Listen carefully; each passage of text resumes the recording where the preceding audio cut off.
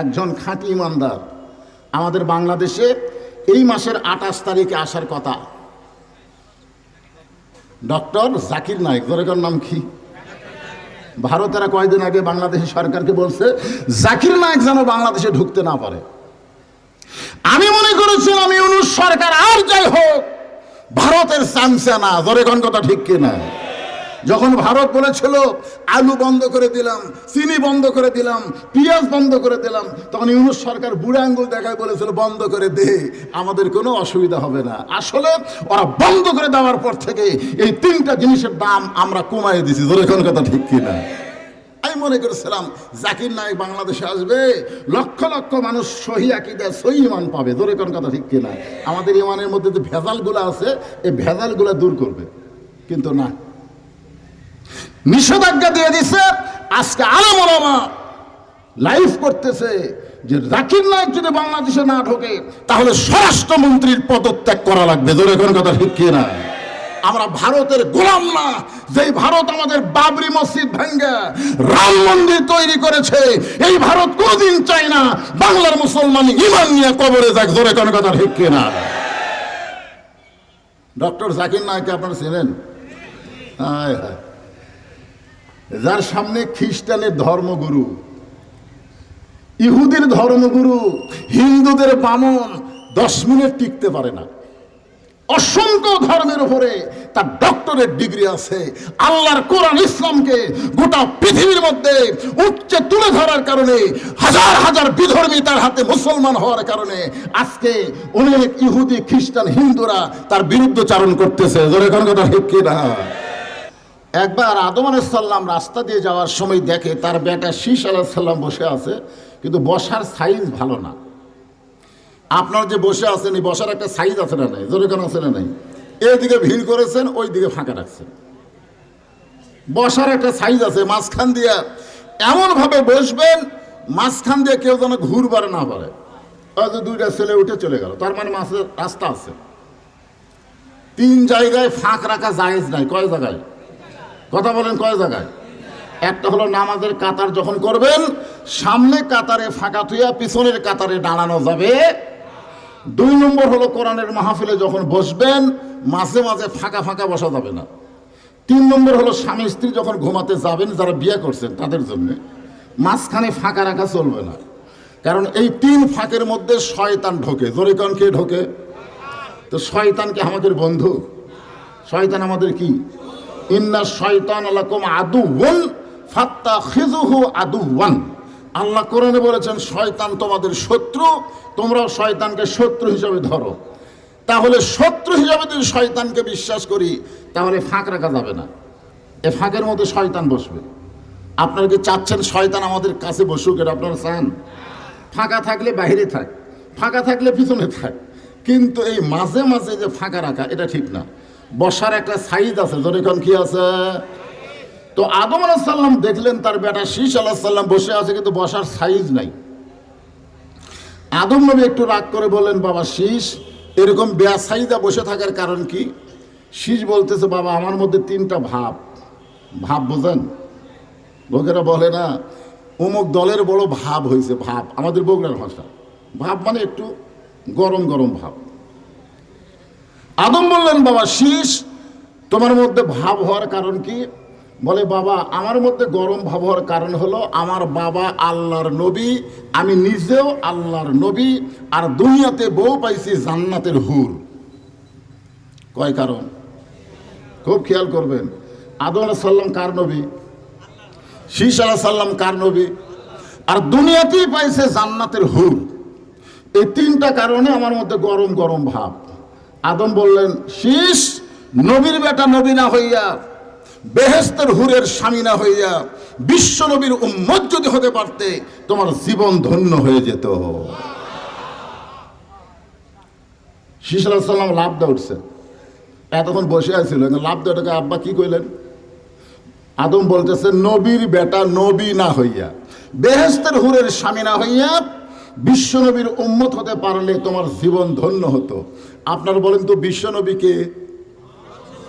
আল্লাহ বলেছেন আলহামদুলিল্লাহি রাব্বিল আর আমাদের নবীর সম্পর্কে আল্লাহ বলেছেন ওমা আরসালনাকা ইল্লা রাহমাতাল লিল আলামিন। সমস্ত তাফসীরকারক এই দুইটা আয়াতের তাফসীর করতে গিয়ে বলেছেন যতটুকু এরিয়া রব হলেন আল্লাহ, ততটুকু এরিয়ার রহমত হলেন মুহাম্মাদুর রাসূলুল্লাহ।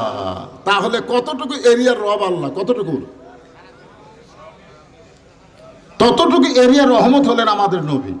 এই জন্য আমাদের নবী শুধু নবী না, আমাদের নবী হলেন বিশ্ব নবী। যেরকম কি নবী? শীষ বলতেছে বাবা, নবীর বেটা নবী না হইয়া, বেহেশতের হুরের স্বামী না হইয়া বিশ্ব নবীর উম্মত হলে জীবন ধন্য কেমনে হতো? আদম বললেন তাহলে শোনো, আমি জীবনে একটা ভুল করছি। আদম নবী কিন্তু অপরাধ করেনি, একটা ভুল করছে। কি করছে? জোরে কর না কেন, কি করছে? নবীর শানে অপরাধ এই শব্দটা উল্লেখ করা যাবে না। কুল্লু নবিয়ুন মাসুমাইন, আল্লাহ বলেছেন প্রত্যেকটা নবীরা হলো বেগুনা মাসুম। জোরে কর সুবহানাল্লাহ। তো শীষ বললেন বাবা আপনি কি ভুল করছেন? বলে ভুলটা হলো এই, তোমার মায়ের দিকে আমি খেয়াল রাখতে পারিনি। আল্লাহ যখন আদম নবীকে জান্নাত থেকে বের করে দিচ্ছেন, আদম নবী বললেন আল্লাহ আমার অপরাধ কি? আল্লাহ বলতেছে ওই গাছের কাছে যাইতে নিষেধ করছিলাম, সেই গাছের ফল খালি কেন? আদম বলতেছে আল্লাহ আমি গাছের কাছে যাইনি, আমি গন্ধম ফল খাইনি। হাওয়া যে আমার গন্ধম ফল শরবত করে খাওয়াইছে এটা আমি জানবারও পারিনি। যখন জানবার পারছি শরবতের মধ্যে গন্ধম ফল আছে, আমি তখন ঢুকি চিপি দেইনি। এই জায়গায় টুটি চাইপা ধরে আমার ডান হাতখানা মুখের মধ্যে ঢুকাইয়া আমি রক্ত বমি করছি। এখন বলেন তো ওই গন্ধম খাওয়ার ব্যাপারে আমার দোষ কি? আল্লাহ বলতেছে আদম তোমার কোনোই দোষ নাই, তোমার একটা ভুল আছে। আদম বলে আল্লাহ আমার ভুল কি? আদম বলতেছে হাওয়া তোমার। আল্লাহ বলে হাওয়া তোমার কে হয়? আদম বলতেছে আল্লাহ হাওয়া আমার বউ হয়। আল্লাহ বলে আদম হাওয়া তোমার কে হয়? আদম বলতেছে আল্লাহ হাওয়া আমার বউ হয়। আল্লাহ বলে আদম হাওয়া তোমার কে হয়? আদম বলে আল্লাহ একই কথা বারবার জিজ্ঞেস করেন হাওয়া আমার বউ হয়। আল্লাহকে আদম পরপর 3 বার জিজ্ঞেস করলাম হাওয়া তোমার কে হয়, প্রত্যেকবারই বলছে আমার বউ হয়। তাহলে তোমার বউ গন্ধমের কাছে গেল তখন তুমি কোথায় ছিলে? আদম বলতেছে আল্লাহ আমি খেয়াল করিনি। তোমার হাওয়া যে গন্ধম ফল পাড়িয়া খেলো তখন তুমি কোথায় ছিলে? আল্লাহ আমি খেয়াল করিনি। তোমার হাওয়া যে গন্ধম ফল শরবত বানালো তখন তুমি কোথায় ছিলে? আদমকে আমি খেয়াল করিনি। আল্লাহ বলে বিয়ে করবা তুমি আর খেয়াল করবা আমি? তুমি করবা বিয়ে আর খেয়াল করবো আমি? এই জন্যে আদমের হাওয়ার একা অপরাধ না, ওই অপরাধে তুমি অপরাধী হয়ে জান্নাত থেকে বের হয়ে যাও। আদম বলে বাবা শীষ ওই একটা ভুলের কারণে দুনিয়ার 350 বছর আমি কান্নাকাটি করছি। কান্নাকাটি করার পরে আমার চোখের পানি পড়তে পড়তে গালের গোস্ত যখন খসে দাঁত বের হয়ে গেল, ওই সময় আমি একটু বিরক্ত হয়ে আল্লাহকে বললাম আল্লাহ এত কান্দি তুমি কি আমার ভুল মাফ করবা না? আল্লাহ বলে আদম শুধু কাঁদলে হবে না, কাঁদার মতো কান্দা লাগবে। আমি তখন কান্নার সাগরে ডুব দিলাম। ওই সময় দেখতে পাইলাম জান্নাতের দরজায় খোদাই করে লেখা আছে লা ইলাহা ইল্লাল্লাহু মুহাম্মাদুর রাসূলুল্লাহ। আমি আল্লাহকে বললাম আল্লাহ রব্বানা যালামনা বলে 350 বছর কাঁদছি, কিন্তু আমার ভুল তুমি মাফ করনি। তোমার নামের পিছনে যে নামটা লেখা আছে ওই মুহাম্মদ রাসূলের ওসিলায় কাঁদতে চাই। আল্লাহ বলে আর কান্দা লাগবে না, ওই নামটা ওসিলা ধরার সঙ্গে সঙ্গে আমি আল্লাহ তোকে মাফ করে দিলাম। আদম বলে বাসিস একটা ভুল করার কারণে 5.5 বছর কান্নার পরে ওই নবীর ওসিলা করে আল্লাহ আমারে মাফ করছে। আর ওই নবীর উম্মতেরা যদি সারা জীবন পাপ করে, সারা জীবন একটা না সারা জীবন যদি পাপ করে, আর কোন এক সময় মাছির মাথার মতন সামান্য পানি চোখের কোণায় এসে বলে বিশ্ব নবীর উম্মত হওয়ার খাতিরে আল্লাহ মাফ করে দাও, বলাম সারা আল্লাহ মাফ করে দিবেন। জোরে কোন সুবহানাল্লাহ। সঙ্গে সঙ্গে শীষ বলে বাবা নবীর বেটা নবী না হইয়া বেহেশতের হরের স্বামী না হইয়া ওই নবীর উম্মত যদি হতে পারতাম তাহলে আমার জীবন ধন্য হয়ে যেত। আদম কান্দায় বলে শীষ ওই নবীর উম্মত হওয়ার চাইলেও উম্মত হওয়ার যায় না, ওই নবীর উম্মত হতে গেলে ভাগ্য লাগে। ধরে কম কি লাগে? তাহলে আমাদের ভাগ্য কত ভালো, আমরা বিনা দরখাস্তে ওই নবীর উম্মত হওয়ার তৌফিক আল্লাহ দান করেছে। খুশি না বেজার? তাহলে জবান খুলে বলি আলহামদুলিল্লাহ। আপনার যে কোরআন থেকে তাফসির শুনবেন, আমি কবরকে লক্ষ্য করি আয়াত তেলাওয়াত করছি। মানে আমাদের বগুড়াতে কোনো মানুষ যখন মারা যায় মরার খবর শুনে সকলে বলে ইন্না লিল্লাহি ওয়া ইন্না ইলাইহি রাজিউন। আপনার বলেন তো এটা কোন মানুষ? আমি কিন্তু বলছি মানুষ মারা যায়, আপনাদের তো বলা লাগবে সব মানুষ, সব মানুষ। আমি আমাদের বগুড়াতে দেখছি 15 বছরের মধ্যে কোনো আওয়ামী লীগ যখন মারা গেছে, ওইটা ফেসবুকে কেউ যখন দিয়েছে যে আওয়ামী লীগের অমুক নেতা মারা গেছে, কমেন্টের মধ্যে দেখছি ইন্নালিল্লাহ কেউ পড়েনি, সবাই পড়ছে আলহামদুলিল্লাহ। সবাই কি আলহামদুলিল্লাহ। তার মানে বোঝা গেল আওয়ামী লীগ 15.5 বছর বাংলার জনগণকে এমন কষ্ট দিয়েছে, ওরা মরার পরে মানুষ আল্লাহর শুকরিয়া আদায় করেছে। কথা ঠিক কি না? আলহামদুলিল্লাহ মানুষ কখন কয়? খুশি হয়ে কয়। তাহলে এখানে তো আমি বললাম সব মানুষ, আসলে সব না। যারা মুসলমান মারা যাবে, মুসলমান মরার পরে এই খবর শুনে সকলে বলে ইন্না লিল্লাহি ওয়া ইন্না ইলাইহি রাজিউন। আপনাদের ঈশ্বরদের খবর কি? একই খবর, আলহামদুলিল্লাহ। এখন ব্যাপারটা হলো, আমি শায়াতকে সামনে নিয়েই এরকে জীবনের আবার প্রথম মাহফিল, এদিকে খেয়াল করে আমি আলোচনা করব। তো আলোচনার আগে আপনাদের কাছে আমি জানতে চাই যে কোরআন থেকে আপনারা আলোচনা শুনবেন, এই কোরআনের মধ্যে কোনো সন্দেহ যাই বলতেছেন না, যার মুখ বন্ধ আছে, এই নাই শব্দটা যারা বলেননি, আপনি মরার কমপক্ষে 3 দিন আগে জবান হারাবেন। মরেননি কিন্তু জবান বন্ধ। কি বন্ধ? সবাই বলতেছে সবই ঠিক আছে, হাত পা সবই ঠিক আছে, কিন্তু কথা বলবার পারতেছে না। কারণ কি জানেন? এই যে কোরআনের পক্ষে আপনি রায় দিচ্ছেন না, এই রায় না দেওয়ার কারণে কোরআন আপনার প্রতি অভিশাপ করবে।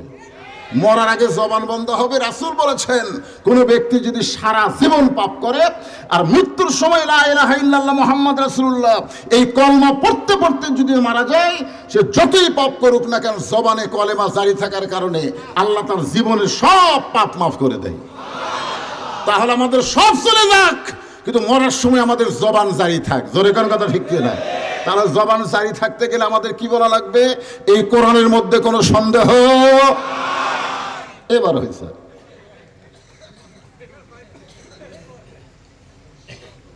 এই কোরআনের মধ্যে কোনো ধোঁকা, এই কোরআনের মধ্যে কোনো গোঁজামিল, আলহামদুলিল্লাহ। এখন বলেন, 90% মুসলমানের দেশে যে সংবিধান দিয়ে আমাদের রাষ্ট্র চলতেছে, এই সংবিধানের মধ্যে সন্দেহ নাই? তাহলে সবাই কেন বলতেছেন না সন্দেহ, ধোঁকা, গোঁজামিল? আল্লাহ বলেছেন লা তামুতুন্না ইল্লা ওয়া আনতুম মুসলিমুন। মুসলমান না হয়ে কেউ মরো না। মরা তো লাগবেই রে ভাই। মুসলমান হয়ে যদি মরতে চাই, তাহলে সন্দেহ সংবিধান, ধোঁকার সংবিধান, গোঁজামিলের সংবিধান মানা যাবে না।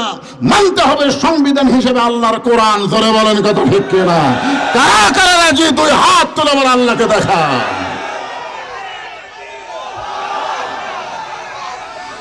লিল্লাহি তাকবীর। হাত নামা। সেই কোরআন থেকে, যেই কোরআনের প্রথমে আল্লাহ বলেছে, তোমাকে আবার কি শুরু হলো? কি শুরু হলো? জনগণ এখন খেপে যাবে কিন্তু। শোনো, জালিকাল কিতাবুল লা রাইবা ফীহি হুদাল লিল মুত্তাকিন। এটা এমন একটা কিতাব যার মধ্যে কোনো সন্দেহ নাই, সংশয় নাই, ভুল নাই, ধোঁকা নাই।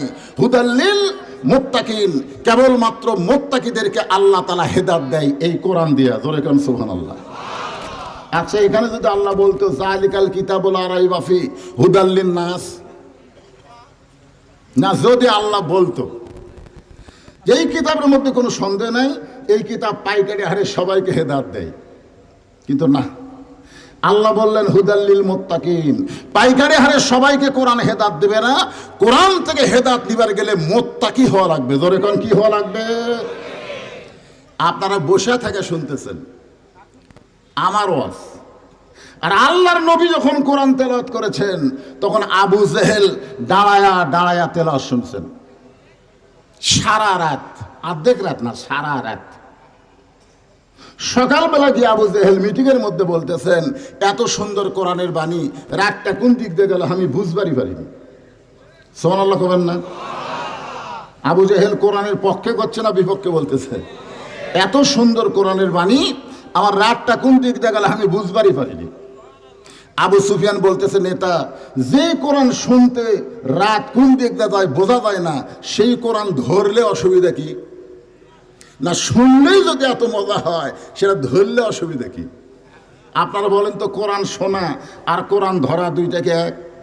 এখানে একজন বক্তা বলল রাত 12টা পর্যন্ত 1টা পর্যন্ত ওয়াজ শোনে, ফজরের নামাজ কাজা করে।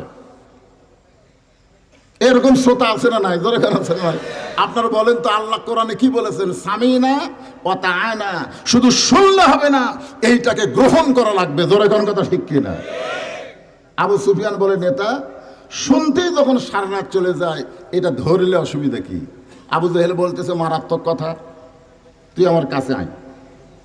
কাছে ডাইকে কানে কানে বলতেছে, এই কোরআনকে যদি ধরি তাহলে তোর আমার ভুয়া নেতৃত্ব চলবি না।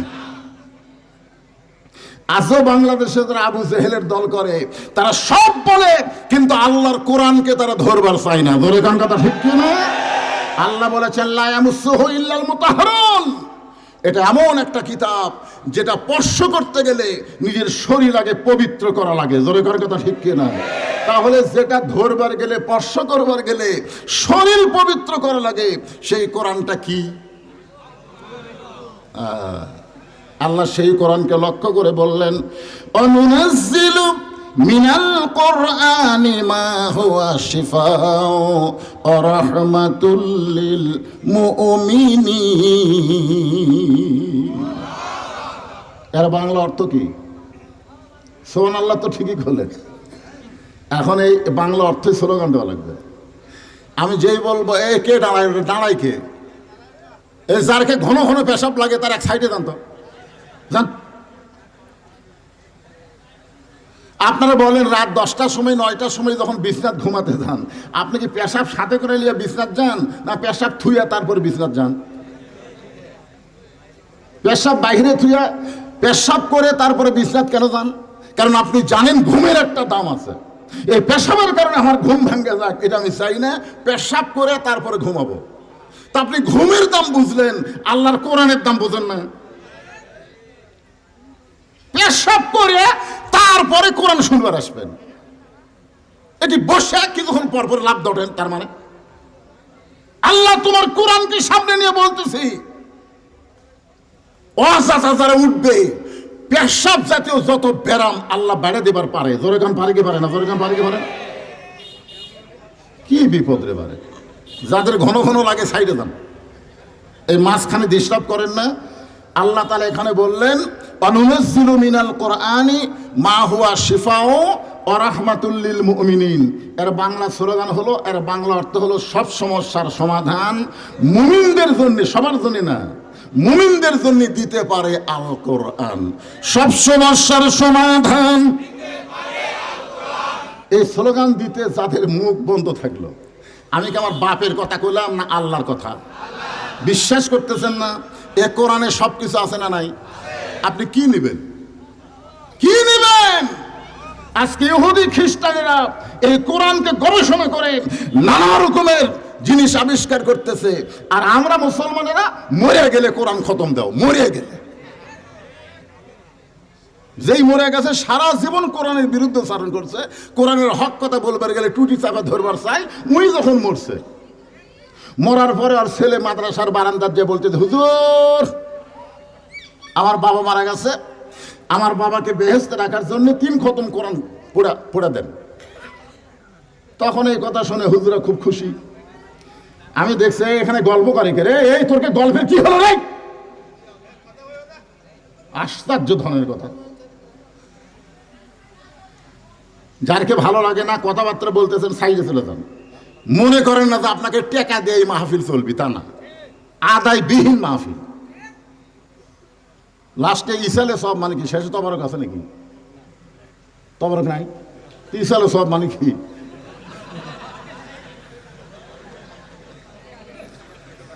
আমরা লাস্টে কোনো তবারকের চিন্তা করি না, সবচাইতে বড় তবারকের তাফসীর শুনবো। জোরে গান কথা ঠিক? হ্যাঁ, আলহামদুলিল্লাহ। কোনো কথাবার্তা না, একটু মনোযোগ দিয়ে শুনবেন। তাহলে সব সমস্যার সমাধান দিতে পারে আল কোরআন।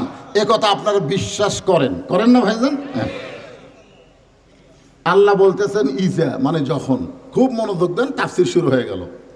আসাবাতুহুম মুসিবা, তোমাদের উপরে বিপদ আপদ মুসিবত আসবে, কলু তখন তোমরা বলবে ইন্না লিল্লাহি ওয়া ইন্না ইলাইহি রাজিউন।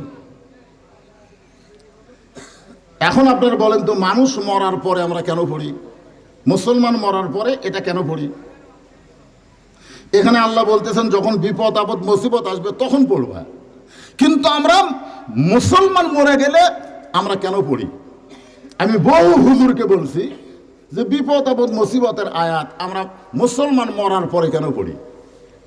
তখন বলতে যে হুজুর আগে থেকেই হয়ে আসতেছে। কি জন্য পড়ি আমরা জানি না, তবে হয়ে আসতেছে আমরাও। এর নাম ইসলাম না।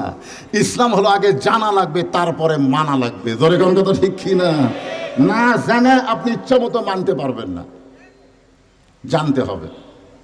মা তাকুম রাসূলু ফাখুযুহু ওয়া মা নাহাকুম আনহু ফান্তাহু। আমার নবী যেটা করেছেন সেটা আমাদের করা লাগবে। নবী যেটা করেন নাই, যতই সওয়াব মনে করে করেন, ওটা সুন্নাত থাকবে না, ওটা বিদআত হয়ে যাবে। জোরে কোন কথা ঠিক কি না? একটা হলো সুন্নাত, একটা হলো বিদআত। আমার এক ওস্তাদ ছিল ওসমান গনি, যিনি আমাকে তাফসির পড়াছেন। ওনাকে বললাম, হুজুর এই যে মুসলমান মরার পরে আমরা ইন্না লিল্লাহ পড়ি, কিন্তু এটা তো মুসিবতের আয়াত, কিন্তু মানুষ মরার পরে, মুসলমান মরার পরে আমরা এটা কেন পড়ি? তখন বলতেছে মুসলমানের জীবনে সবচাইতে বড় বিপদের নাম হলো মৃত্যু। আমার ওস্তাদ আমাকে বলতেছে মুসলমানের জীবনের সবচাইতে বড় বিপদের নাম কি? মৃত্যু। আমি কইলাম, হুজুর মুসলমানের জীবনের সবচাইতে বড় বিপদ যদি মৃত্যু হয়, তাহলে আমি একটা ওয়াজ করি, আপনি শোনেন। আমার হুজুর কই, তুই আমার ছাত্র হয়ে কি ওয়াজ করবি? আমি কইলাম, হুজুর একদিন মুসা আলাইহিস সালাম তুর পর্বতে গিয়ে দাঁড়ায় আছে। তা আল্লাহ বলতেছে, মুসা তোমার খবর কি? মুসা বলতেছে, আল্লাহ একটা কথা আপনাকে বলবার চাই, কিন্তু সাহস পাচ্ছি না। আল্লাহ বলে, মুসা তুমি কি বলবো? মুসা বলতেছে, আল্লাহ আমার কথা হলো আমার যা আছে আপনার তা নাই। আল্লাহ বলে, মুসা তোমার এমন কি আছে যেটা আমি আল্লাহর নাই? মুসা বলতেছে, আল্লাহ আমার মৃত্যু আছে কিন্তু আপনার মৃত্যু নেই। আল্লাহ কয়, ঠিকই তো তাই, কথা তো ঠিক। মুসা বলতেছে, আল্লাহ আপনি মারতে পারবেন কিন্তু আপনি মরতে পারবেন না। আপনি মরার যে কি মজা এটা আপনি পাবেন না। আপনারা বলেন তো, মরার কোনো মজা আছে? আছে। কোরআনে আল্লাহ বলতেছেন কুল্লু নাফসিন যায়িকাতুল মাউত। যায়িকা শব্দের অর্থ হলো মজা, যায়িকা শব্দের অর্থ হলো স্বাদ। আপনারা বলেন তো, গরুর গোস্তের একটা স্বাদ আছে না নাই? মহিষের গোস্তের একটা স্বাদ আছে না নাই? পায়েসের একটা স্বাদ আছে না নাই? তাহলে স্বাদ এই জিনিসটা কি কষ্ট না শান্তি? জোরে কোন, কষ্ট না শান্তি? মুসা বলতেছে, আল্লাহ মৃত্যুর যে স্বাদ এটা আমি মুসা পাবো, কিন্তু আপনি পাবেন না। আল্লাহ বলে, মুসা মৃত্যু তোমার কাছে কেমন মনে হয়? মুসা বলতেছে, আল্লাহ দুনিয়ার জীবনে যত নিয়ামত দান করেছেন তার মধ্যে উত্তম নিয়ামতের নাম হলো মৃত্যু। সুবহানাল্লাহ বলেন না? মুসা বলতেছে, আল্লাহ দুনিয়াতে আপনি আমাকে যত নিয়ামত দান করেছেন তার মধ্যে উত্তম নিয়ামতের নাম হলো মৃত্যু। আল্লাহ বলে, মুসা মানুষ দুনিয়াতে গিয়ে মরবারই চায় না। আপনারা যে দুনিয়াতে এসেছেন, আপনার কি যাবার চাচ্ছেন? চাচ্ছেন?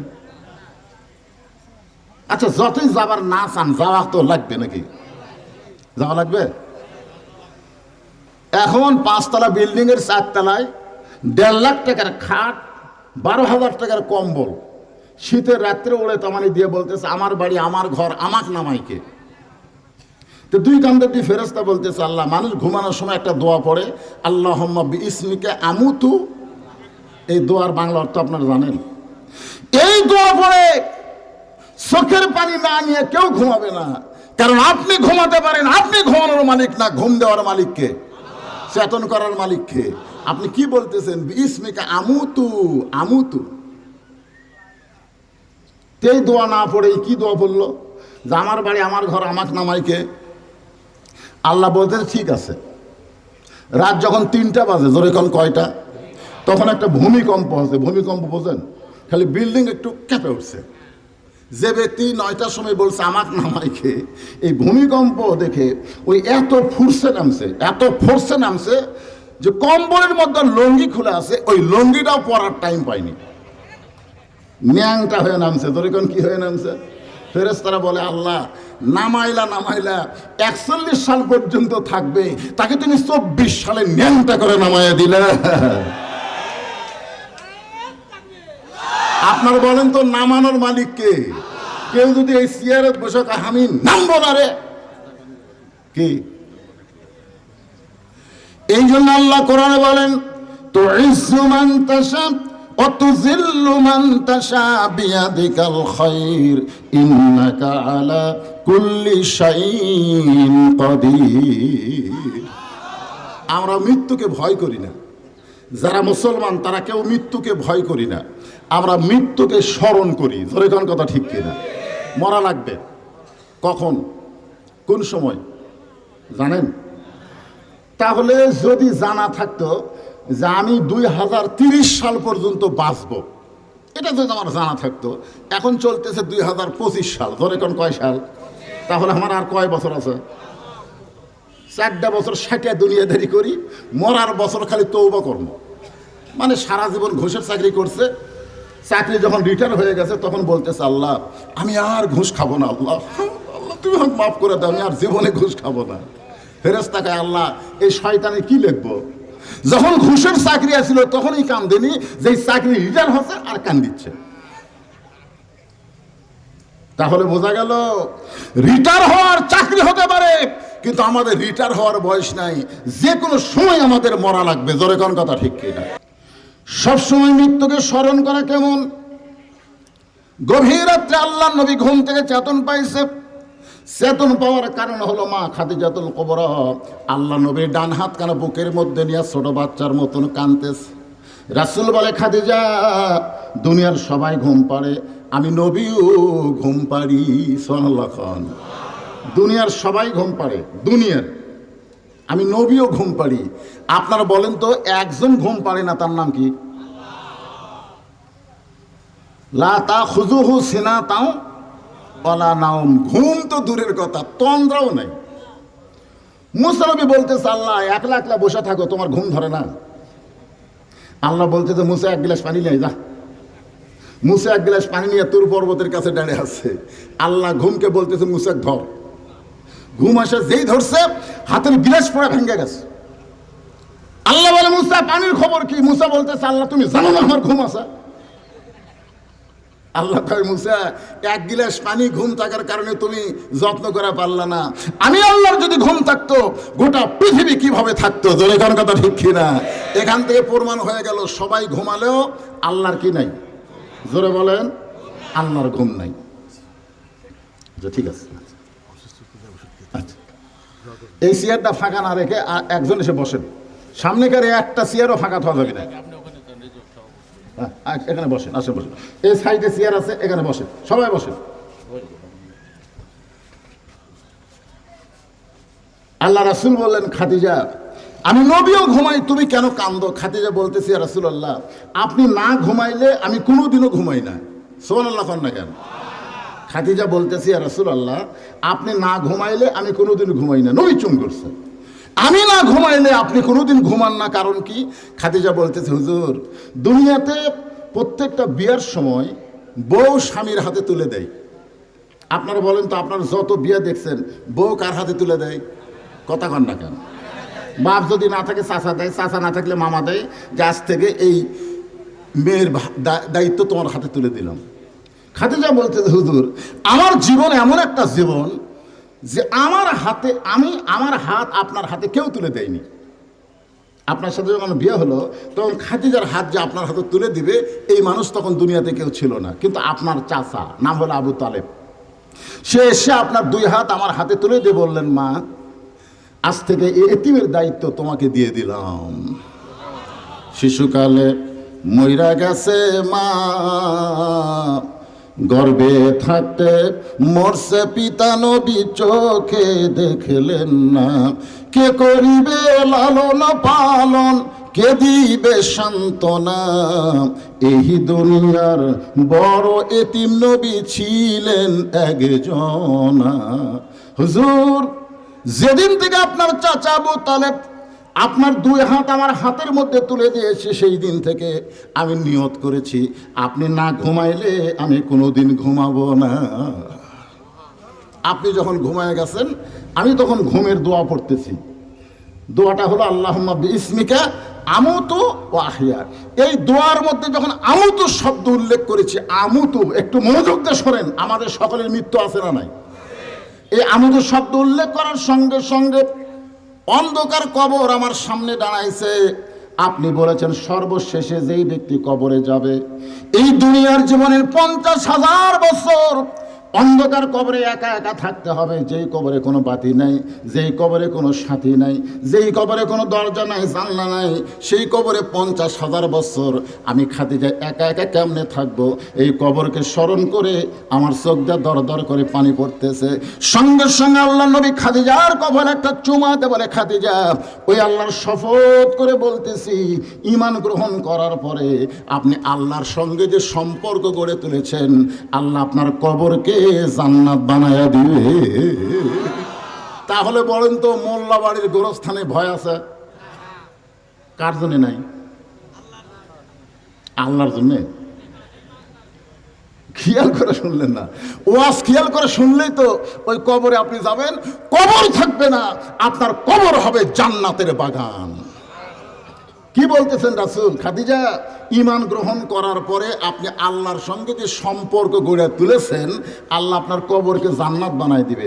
কবরকে যদি আল্লাহ জান্নাত বানায় দেয়, তাহলে 50,000 বছর কি আর 1 লক্ষ বছর কি, 1 কোটি বছর থাকতে আমাদের কোনো সমস্যা।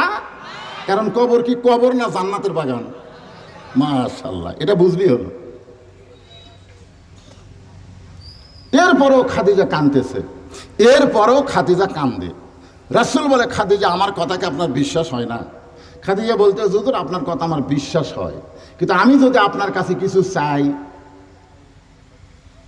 সঙ্গে সঙ্গে নবী 3 বার বললেন, নাউজুবিল্লাহ, নাউজুবিল্লাহ, নাউজুবিল্লাহ। কয়বার? খুব খেয়াল করেন। কি জন্য বললেন?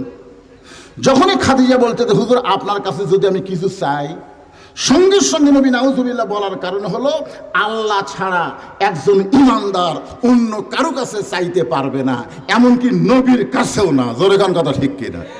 কিন্তু আমাদের কতগুলা বাবার দল আছে। আমার দয়াল বাবার দরবারেতে কেউ ফিরে না খালি হাতে। এরকম কিছু বাবার দল আছে না নাই? আপনি যখন সূরা ফাতিহা পড়ছেন, আপনি কি বলেছেন? ইয়্যাকা না'বুদু ওয়া ইয়্যাকা নাস্তাইন। আমাদের ঈমানের মধ্যে বহু শিরক আছে। আপনি জানেন নামাজ ভঙ্গের কারণ আছে, রোজা ভঙ্গের কারণ আছে, ঈমান ভঙ্গেরও কারণ আছে। আছে না নাই? একজন খাঁটি ঈমানদার আমাদের বাংলাদেশে এই মাসের 28 তারিখে আসার কথা, ডক্টর জাকির নায়েক। জোরেকার নাম কি? ভারতেরা কয়েকদিন আগে বাংলাদেশের সরকারকে বলছে জাকির নায়েক যেন বাংলাদেশে ঢুকতে না পারে। আমি মনে করেছিলাম ইউনূস সরকার আর যাই হোক ভারতের চামচা না। জোরে কোন কথা ঠিক কিনা? যখন ভারত বলেছিল আলু বন্ধ করে দিলাম, চিনি বন্ধ করে দিলাম, পেঁয়াজ বন্ধ করে দিলাম, তখন ইউনূস সরকার বুড়া আঙ্গুল দেখায় বলেছিল বন্ধ করে দে, আমাদের কোনো অসুবিধা হবে না। আসলে ওরা বন্ধ করে দেওয়ার পর থেকে এই 3টা জিনিসের দাম আমরা কমাই দিছি। জোরে কোন কথা ঠিক কিনা? আমি মনে করেছিলাম জাকির নায়েক বাংলাদেশে আসবে, লক্ষ লক্ষ মানুষ সহি আকীদা সহি ঈমান পাবে। জোরে কোন কথা ঠিক কিনা? আমাদের ঈমানের মধ্যে যে ভেজালগুলো আছে, এই ভেজালগুলো দূর করবে। কিন্তু না, নিষেধাজ্ঞা দিয়ে দিছে। আজকে আলেম ওলামা লাইভ করতেছে যে জাকির নায়েক যদি বাংলাদেশে না ঢোকে তাহলে স্বরাষ্ট্রমন্ত্রীর পদত্যাগ করা লাগবে। জোরে কোন কথা ঠিক কিনা? আমরা ভারতের গোলাম না। যেই ভারত আমাদের বাবরি মসজিদ ভেঙ্গে রাম মন্দির তৈরি করেছে, এই ভারত কোনদিন চায় না বাংলার মুসলমান ঈমান নিয়ে কবরে যাক। জোরে কোন কথা ঠিক কিনা? ডক্টর জাকির নায়েককে আপনারা চেনেন? হায় হায়, যার সামনে খ্রিস্টানের ধর্মগুরু, ইহুদির ধর্মগুরু, হিন্দুদের বামন 10 মিনিট টিকতে পারে না। অসংখ্য ধর্মের উপরে তার ডক্টরেট ডিগ্রি আছে। আল্লাহর কোরআন ইসলামকে গোটা পৃথিবীর মধ্যে উচ্চে তুলে ধরার কারণে হাজার হাজার বিধর্মী তার হাতে মুসলমান হওয়ার কারণে আজকে অনেক ইহুদি খ্রিস্টান হিন্দুরা তার বিরুদ্ধচারণ করতেছে। জোরে কোন কথা ঠিক কি না? চিন্তা করে দেখেন, খাদিজাতুল কুবরা যখন বলেছে, ইয়া রাসূলুল্লাহ, আপনার কাছে যদি আমি কিছু চাই, নবী বললেন, নাউজুবিল্লাহ নাউজুবিল্লাহ নাউজুবিল্লাহ। খাদিজা ঈমান গ্রহণ করার পরে আল্লাহ ছাড়া অন্য কারো কাছে কোনো কিছু চাওয়া জায়েজ নাই। খাদিজা বলতে, তো হুজুর, আপনার কাছে আমি যা চাই তা যদি আল্লাহর না থাকে। কথাটা খেয়াল করে শুনছেন? আমি আপনার কাছে যা চাই তা যদি আল্লাহর না থাকে, তাহলে আল্লাহর দিবে কেমনে? নবী বলতেছেন, খাদিজা, আল্লাহর নাই এ কথাও বলা যাবে না। খাদিজা বলতেছে, হুজুর, আল্লাহর অনেক কিছুই নাই। নবী বলতেছে, আল্লাহর কি নাই? খাদিজা বলতেছে, আপনি তো যা পান তাই বলেন। আপনি যা পান, মায়ান্তিকু আনিল হাওয়া ইন হুয়া ইল্লা ওয়াহয়ুহা, আপনি যা পান তাই বলেন। আপনি বলেন তো আল্লাহর বাপ আছে? নবী বলতেছে নাই। আল্লাহর বউ আছে? নবী বলতেছে নাই। আল্লাহর সন্তান আছে? নবী বলতেছে নাই। আল্লাহর মৃত্যু আছে? তাই নাই। তো তাহলে আল্লাহর তো অনেক কিছুই নাই যেটা আপনার আছে, আমার আছে। রাসূল বলে, খাদিজা, তুমি আমার কাছে কি চাও যেটা আল্লাহ দিবার পারবে না? খাদিজা বলতে, হুজুর, আমার 3টা চাওয়ার মধ্যে 1 নম্বর চাওয়া হলো, আপনি দীর্ঘ 3 বছর গাড়ে হীরার মধ্যে সাধনা করেছেন। কয় বছর? 3 বছর সাধনা করার পরে আপনি একটা জুব্বা পরা অবস্থায় আল্লাহর কোরআনের 5টা আয়াত আল্লাহ আপনার প্রতি নাজিল করছে। প্রথম যখন জিবরাইল বলেছে একরা, আপনি বলেছেন আমি পড়বো না। জিবরাইল বলেছেন পড়ুন, আপনি বলেছেন আপনি পড়বো না। ফেরেশতা জিবরাইল বলে, আল্লাহ যাকে কোরআন নাজিল করলেন সে তো কোরআন পড়বার চায় না। আল্লাহ বলে, জিবরাইল তুমি নবীকে সাইফা ধরো। ফেরেশতা জিবরাইল নবীর চাপ দিলেন, আল্লাহ আসমান থেকে তাওয়াজ্জু দিল, নবীর জবান থেকে কোরআন বের হয়ে গেল। জোরে কোন সুবহানাল্লাহ। খাদিজা বলতে, যে হুজুর, ওই যে কোরআনের 5টা আয়াত নাজিল হলো, আপনিও যে গাড়ে হীরা থেকে চলে আসলেন, আর কোনোদিন আপনি গাড়ে হীরায় যান নাই। আমি দেখেছি যে এই জুব্বা আপনার পরা অবস্থায় কোরআন নাজিল হলো, এই জুব্বাটা আপনি যত্ন করে রাইখা দিয়েছেন। মাঝে মধ্যে জুব্বা যায় আপনি দেখেন চুমা খান, কিন্তু ওই জুব্বার কোনোদিন আপনি গায়ে দেন না। আমি খাদিজা যেদিন মারা যাব, ওই জুব্বাটা আপনি আমাকে কাফনের কাপড় হিসাবে দিয়ে দিবেন। ওগো আল্লাহর নবী, আমার 2 নম্বর চাহিদা হলো, আপনার পবিত্র হাত দিয়া আমি খাদিজার লাশটা কবরের মধ্যে নামায় দিবেন। আমার 3 নম্বর চাওয়া হলো, কবরে মাটি দিয়ে সবাই যখন চলে আসবে, এমন সময় আপনি কবর ছাড়বেন না, কারণ মুনকির নাকির এসে খাদিজাকে 3টা প্রশ্ন করবে, আমি উত্তর দিবার পারবো না, আমার পক্ষ থেকে আপনাকে উত্তর দেওয়া লাগবে। সঙ্গে সঙ্গে আল্লাহ নবী খাদিজার কপালে একটা চুমা দিয়ে বললেন, খাদিজা, ওই আল্লাহর শপথ করে বলতেছি, আমার আগে যদি আপনার মৃত্যু হয়, তাহলে আপনার 3টা চাওয়াই আমি পুরা করব ইনশাআল্লাহ। সুবহানাল্লাহ বলেন না কেন? এই জায়গায় নবী কি কইছে? আমার আগে যদি আপনার মৃত্যু হয়। এই কথা দিয়ে নবী বুঝাইলেন, কে কখন মরবে এটা আল্লাহর নবীও, কতক্ষণ আল্লাহর নবীও আপনার মনে হয় জানেন। তাহলে এমন অহংকারী কথা কেমনে বলেন? জিব্বা কাটা কুত্তে দিয়ে খিলাম। আরে মিয়া, এই কথা তুমি বলতেছো, তোমার জবানি আল্লাহ বন্ধ করে দিবার পারে। জোরে কোন কথা ঠিক কিনা? তুমি আর কি হইছ? তোমার চাইতে বড় বড় যারা ছিল তারা আজকে কি অবস্থায় দুনিয়া থেকে বিদায় নিল, এগুলো আমাদের দেখার, শিক্ষা নেওয়ার দরকার আছে না নাই? জোরে কোন আছে না নাই? খুব খেয়াল করবেন। আমরা দেখেছি টেজে উঠবার পারতো না, 2-3 জন টানে ধরে তুলতো আর 2-3 জন ঠেলে তুলতো। দেখেন না আপনারা, উপর থেকে 2-3 জন হাত ধরে তুলতো আর 2-3 জন পিছনে ঠেলা দিয়ে তুলতো। টেজে আসা মাইক পায়ে বলতো, খেলা হবে, খেলা হবে। রে পাগলা, খেলবার গেলে মাজাত বল থাকা লাগবে। ধরে কোন কথা ঠিক কি না? এই অহংকারী কথা বইলা আজকে না খেলে তুমি কোথায় পালাইছ? কোন জায়গাতে আছো? চিন্তা করে দেখেন, অহংকারী কোনো কথা মানুষের জবান দিয়ে বের হবে না, কারণ যে কোনো সময় তার মৃত্যু হবে। রাসূল জানে না, আমরাও জানি না। জোরে কোন কথা ঠিক কিনা?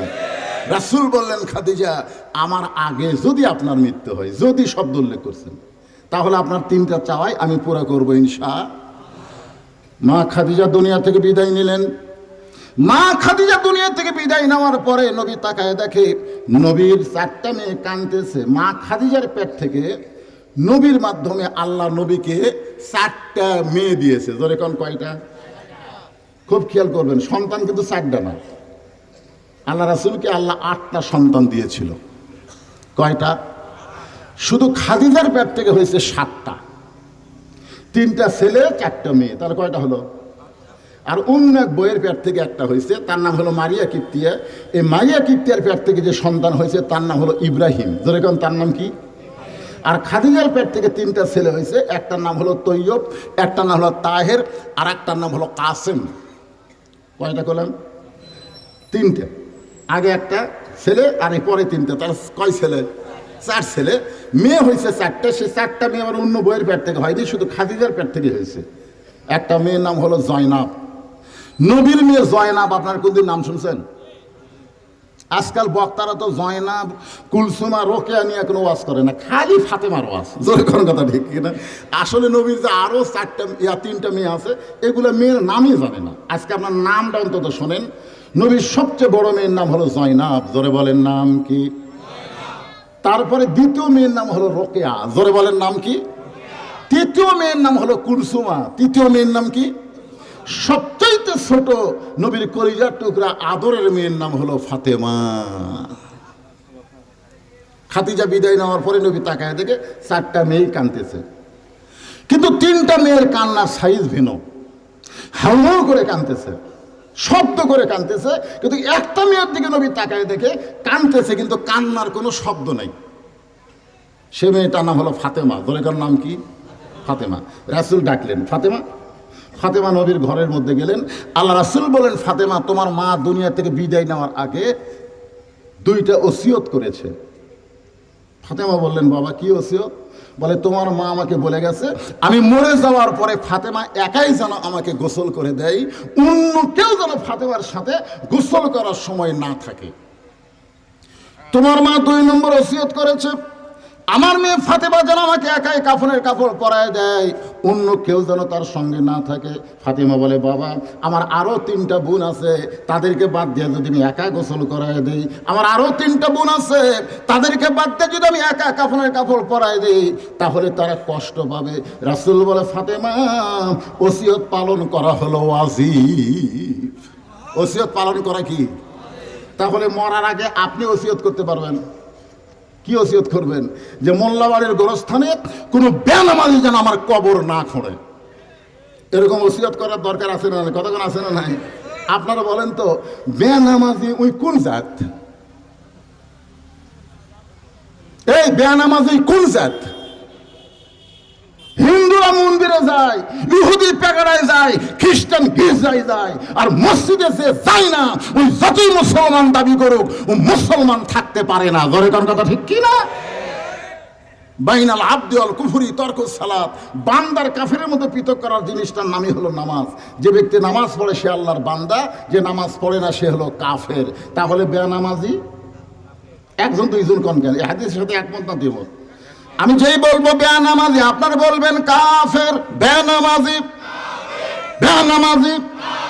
তাহলে আপনারা কি এরকম ওসিয়ত করতে পারবেন যে মোল্লাবাড়ির গোরস্থানে আমরা মুসলমান মারা যাব, কোনো বেনামাজের কবর না খোঁড়ে? আমার এলাকায় কেউ মরলে ওরাই 5 জন, ওরাই 5 জন। গোটা পাড়ার লোকের কবর খোঁড়া চুক্তি লিছে ওরা 5 জন। যে মরে গেছে তার ছেলের কাছে গিয়ে বলতেছে, তোমার বাবা মরে গেছে, আমরা কবর খুঁড়তে যাচ্ছি, আমাদেরকে 5 প্যাকেট সিগারেট দাও। তখন বিপদ কি করবে? তখন 5 প্যাকেট সিগারেট দেয়। ওরা ওখান থেকে সিগারেট টানতে টানতে গোরস্থানে যায়। যে ব্যক্তি কবর খুঁড়তেছে ওর মুখত একটা সিগারেট, যাই কবর সমান করতেছে ওর মুখত একটা, যাই কবর থেকে মাটি তুলতেছে ওই টান মারতেছে একটা, যাই দিয়ে ডিরেকশন দিচ্ছে ও একটা টানতেছে। এখন 5 জনের মুখে 5টা সিগারেটের ধোঁয়া যদি ওড়ে, আপনার বলেন তো এই গোরস্থানের মধ্যে ফেরেশতা থাকবি? ফেরেশতার সবচাইতে অপছন্দনীয় হলো দুর্গন্ধ। সিগারেটের দুর্গন্ধে সমস্ত ফেরেশতা গোরস্থান বাদ দিয়ে রাস্তা ঘুরতেছে। আল্লাহ বলে, কেন ফেরেশতাই গোরস্থান বাদ দিয়ে রাস্তা কেন? বলে, আল্লাহ যে বিড়ি খাওয়া খাচ্ছে, যে ধোঁয়া উড়াচ্ছে, আমরা তো আর থাকতে পারতেছি না। আপনার বলেন তো, যেই ব্যক্তি বিড়ি খায়, সিগারেট খায়, তার কাপড়ের দুর্গন্ধ আছে না নাই? যে ঘরত থাকে ওই ঘরের দুর্গন্ধ আছে না নাই, যে বালিশে ঘুমায় ওই বালিশের দুর্গন্ধ আছে না নাই। এখন 5 প্যাকেট সিগারেট 5 জন ব্যক্তি কবর খুঁড়তে খুঁড়তে শেষ করছে। ওই সিগারেটের ধোঁয়া ওই কাঁচা মাটি, গোরস্থানের কাঁচা মাটির সাথে একত্র হয়ে ওই মাটিগুলো দুর্গন্ধ হয়ে গেছে। কবরে মাটি দিয়ে সবাই যখন চলে গেছে, মুনকির নাকির এসে ওর মাথার চুল ধরে একটু উঠ। তখন ব্যক্তি বলতেছে, ভাই আপনারা কারা? বলে মুনকির নাকির। তো মুনকির নাকির হলে আমাকে 3টা প্রশ্ন করবেন। প্রশ্ন বাদ দিয়ে আমার মাথার চুল ধরে তুললেন কেন? মুনকির নাকির বলে, এই শয়তান, তোর কবর খুললো কে? আগে সেটা কর। কবরের মধ্যে বিড়ি গন্ধায়। প্রশ্ন করার আগে তোর কাছে জানতে চাই, তোর কবর খুললো কে? দুনিয়ার একটা বাড়ি বানাতে ভালো মিস্ত্রি খোঁজ করিস, যে 3 তলা বাড়ি বানাবো, ভালো একটা মিস্ত্রি লাগবে। তো যেই কবরে 50,000 বছর থাকবি, সেই কবর খোঁড়ার জন্য ভালো মিস্ত্রির দরকার আছে না নাই? দরকার আছে না? এই জন্য আপনি ওসিয়ত করে যাবেন যে আমি মরে যাওয়ার পরে কোনো বেনামাজি যেন আমার কবর না খোঁড়ে। দরকার হলে 5 জন নামাজি ব্যক্তিকে আপনি 25,000 টাকা আগেই হাদিয়া দিবেন, যে ভাই আমি মরে গেলে তোমরা 5 জন আমার কবর খুঁড়বা, এই ধরো 25,000 টাকা। আপনার বলছে যে হুজুর কবর খোঁড়ার আবার টাকা দেওয়া লাগবে, যেই বাড়িতে আপনার থাকার গ্যারান্টি নেই সেই বাড়ি যদি টাকা দিয়ে বানান, তাহলে যেই কবরে 50,000 বছর থাকবেন, সে কবর বানানোর জন্য টাকার দরকার আছে না নাই? আল্লাহ রাসূল বললেন, ফাতেমা তোমার মা ওসিয়ত করেছে তুমি তোমার মাকে একাই গোসল করাতে হবে, অন্য কেউ তোমার মায়ের কাছে থাকতে পারবে না। তোমার মা ওসিয়ত করেছে তুমি তোমার মাকে একাই কাফনের কাপড় পরাবা। ফাতেমা বলতেছে, বাবা আমার মা অন্য 3টা বোনের ব্যাপারে ওসিয়ত না করে আমার ব্যাপারে ওসিয়ত করার কারণ কি? অবশ্যই কারণ আছে, কারণ নাই? আল্লাহ রাসূল বললেন, ফাতেমা একদিন গভীর রাত্রে তোমার মা আমার হাত ধরে ঘুমাইতেছিল, হঠাৎ ঘুম থেকে চেতন পাই দেখি তোমার মা কাঁদতেছে। আমি বললাম, খাদিজা আপনি কাঁদেন কেন? খাদিজা বলতেছে, হুজুর দেখতে দেখতে আমার 63 বছর হয়ে গেছে। কয় বছর? 63 বছর হয়ে গেছে, যে কোনো সময় আমার মৃত্যু হবে। তো হুজুর আমি তো মরেই যাচ্ছি, তো মরণের আগে আমার কোনো খোঁজ খবরই নাই, আমার কোনো খুশির খবর নাই। আল্লাহ রাসূল বললেন, খাদিজা এই দুনিয়াতে আল্লাহ 10 জন পুরুষকে জান্নাতের সার্টিফিকেট দান করেছে। খাদিজা বলতে, হুজুর আমি আমার খবর শুনবার চাই, আপনি কার খবর শুনেন? আল্লাহ রাসূল বলেন, খাদিজা আমাকে তো বলতে দেওয়া লাগবে। 10 জন পুরুষকে আল্লাহ জান্নাতের সার্টিফিকেট দিয়েছে এবং 10 জন নারীকেও আল্লাহ জান্নাতের সার্টিফিকেট দিয়েছে। আমরা খালি পুরুষের খবর জানি, নারীর খবর জানি? জানা দরকার। খালি পুরুষের খবর। কোরআনের মাহফিল আসলে খালি মরদ মানুষের ওয়াজ, মেয়ে মানুষের ওয়াজ করার দরকার আছে না? নাই? দরকার আছে না? নাই? আপনি যতই ভালো হন, আপনার বউ যদি ভালো না হয়, আপনি জান্নাতে যাওয়ার পারবেন না, লেখেলেন। আল্লাহ রাসূল বললেন, খাদিজা পুরুষের মধ্যে 1 নম্বর জান্নাতি হলেন আবু বকর, আর নারীদের মধ্যে 1 নম্বর জান্নাতি হলো খাদিজাতুল কুবরা। পুরুষের মধ্যে 2 নম্বর হলো হযরত ওমর, 3 নম্বর ওসমান গনি, 4 নম্বর হযরত আলী, 5 নম্বর আব্দুর রহমান ইবনে আওফ, 6 নম্বর জুবাইর, 7 নম্বর তালহা, 8 নম্বর সাদ ইবনে আবি ওয়াক্কাস, 9 নম্বর আবু সাইদ, আর 10 নম্বর হলো ওবাদা ইবনুল জাররাহ। এই 10 জনই হলেন আশারে মুবাশশারা। রাসূল খাদিজাকে বউ হওয়ার কারণে, নবী স্বামী আর খাদিজা বউ, এই হিসাবে একটু মশকরা করে বলতে, খাদিজা পুরুষের মধ্যে 2 নম্বর সার্টিফিকেট যদি ওমর পায়, নারীদের মধ্যে 2 নম্বর কে হলে ভালো হয়? আপনি তো 1 নম্বর, কিন্তু 2 নম্বর কে হলে ভালো হয়? খাদিজা বলতে, হুজুর 2 নম্বর আমার ফাতেমা হলেই ভালো হয়। আল্লাহ রাসূল বলে, খাদিজা তোমার আরো মেয়ে আছে, তুমি আরো মেয়ের নাম না বলে ফাতেমার কথা কেন বলতেছেন? খাদিজা বলতে, হুজুর আপনি তো বাবা, আপনি কি বুঝবেন? আমি মা, আমি জানি কোন সন্তান কিরকম, এটা কে জানে? কথা কন না কেন? কে জানে? বাবা আনন্দে মাতিয়া সাগরে ভাসাইয়া সেই যে চইলা যায় খবর লয় না, মাজন ধরিয়া উদরে কত কষ্ট করে, 10 মাস পরে পায় প্রসবের বেদনা, এমন দরদি ভবে কেউ হবে না আমার মা, মা গো। খাদিজা বলতে, হুজুর জয়নাব যখন আমার পেটে আইছিল, আমার পেটে সন্তান আছে, এটা আমি বুঝবার পারছি। দিন দিন আমার পেট ভারী হচ্ছে, এটা আমি বুঝবার পারছি। জয়নাব যখন দুনিয়াতে প্রসব করলো, আমি তখন কষ্ট পেয়েছি। আমার রোকেয়া যখন দুনিয়াতে আমার পেটে আসলো, আমার পেট উঁচা হলো, পেটের মধ্যে ওজন হলো। দুনিয়া থেকে যখন রোকেয়া জন্ম নিল তখন আমার কষ্ট হয়েছে, রক্ত পর্যন্ত বের হয়েছে। আমার কুলসুমা যখন আমার পেটে আসলো, আমার পেট তখন ওজন হলো, পেটে ভারত্ব হলো।